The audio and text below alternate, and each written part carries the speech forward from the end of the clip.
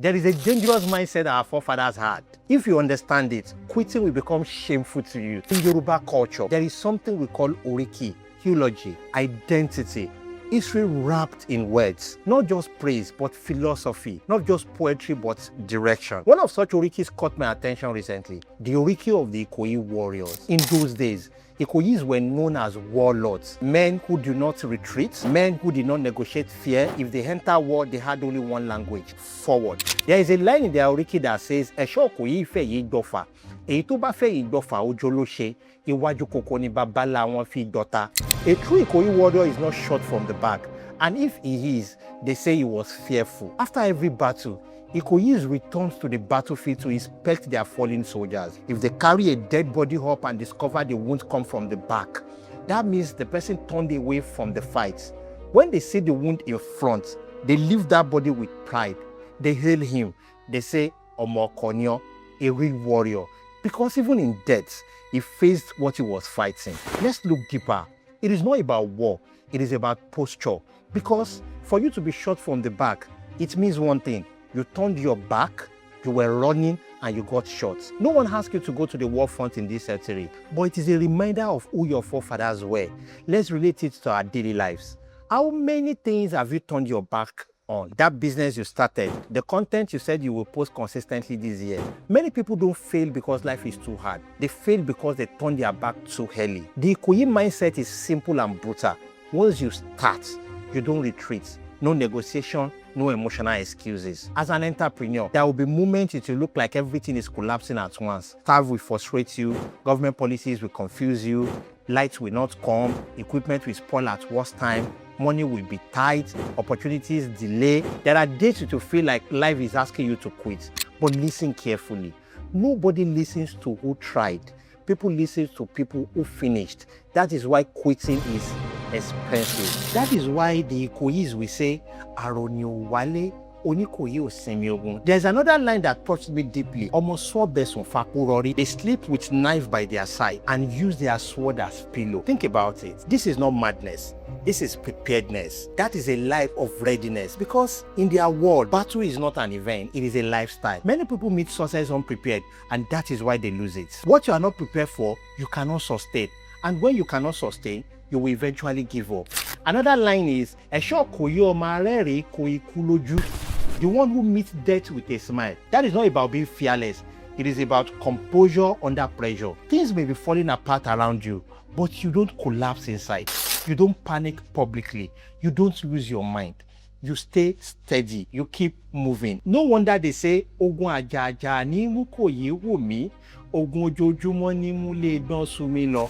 Let me say something that may sound uncomfortable. Giving up is not always because things are hard. Sometimes it is because you are not mentally built for the journey. And this is not only about business. This applies to your marriage when communication is breaking down, your career when progress is slow, your education when understanding is difficult, your health when discipline is not comfortable, your personal growth when results are not immediate. Our culture has always taught us these things. We just stop listening.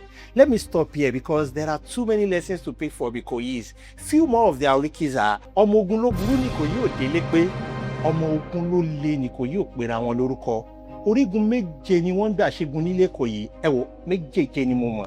Alápá ń sanpá, ogun ní lọ.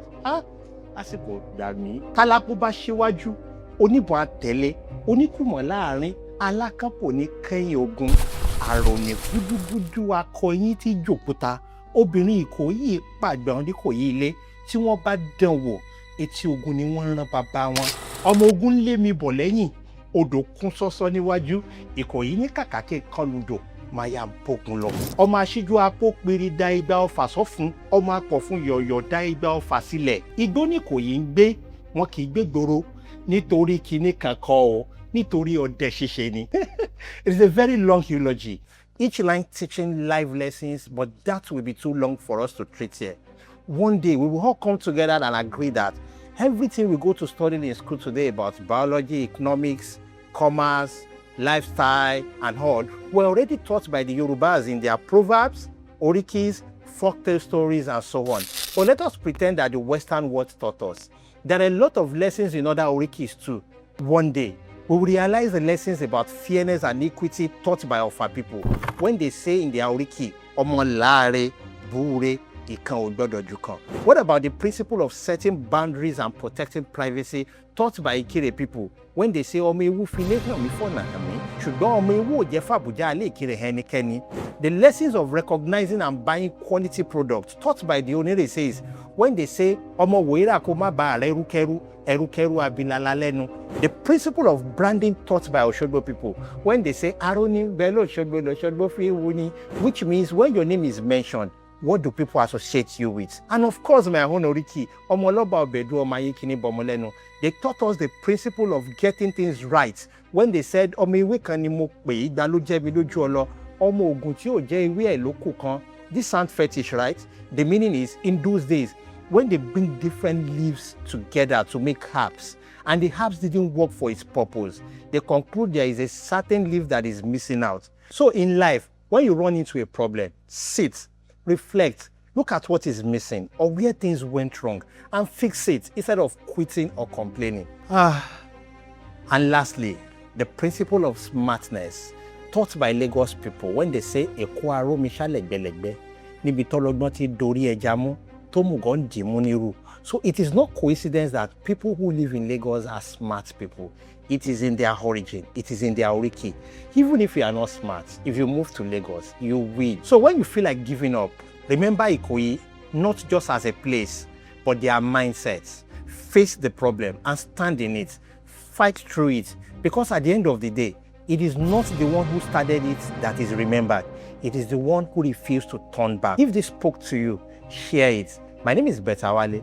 Ẹ máa rántí pé bá òkú, ìṣe ò tán. See you on my next video.